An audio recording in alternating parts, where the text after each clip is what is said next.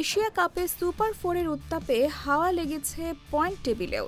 প্রথম ম্যাচে জয় পেয়ে এগিয়েছিল ভারত ও বাংলাদেশ। তবে মঙ্গলবার শ্রীলঙ্কাকে 5 উইকেটে হারিয়ে ফিরেছে পাকিস্তান, আর তাতেই বদলে গেছে সমীকরণ। শ্রীলঙ্কা প্রথমে ব্যাট করে মাত্র 133 রান তোলে।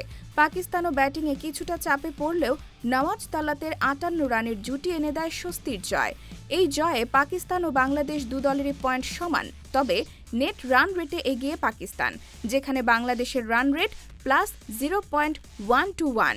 টেবিলের শীর্ষে ভারত পাকিস্তানকে হারিয়ে তাদের নেট রান রেট +0.689। অবশ্য সামনে রয়েছে আরও দুটি ম্যাচ।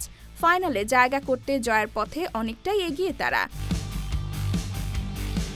অন্যদিকে টানা 2 হারে বিদায়ের মুখে শ্রীলঙ্কা। তাদের আশা এখন শুধুই যদি কিন্তুর সমীকরণে ঝুলছে। ভারতের বিপক্ষে শেষ ম্যাচে নির্ধারিত হবে তাদের ভাগ্য। আজ বাংলাদেশ মুখোমুখি হবে ভারতের। জয় পেলে টাইগাররা ফাইনালের পথে বড় এক ধাপ এগিয়ে যাবে।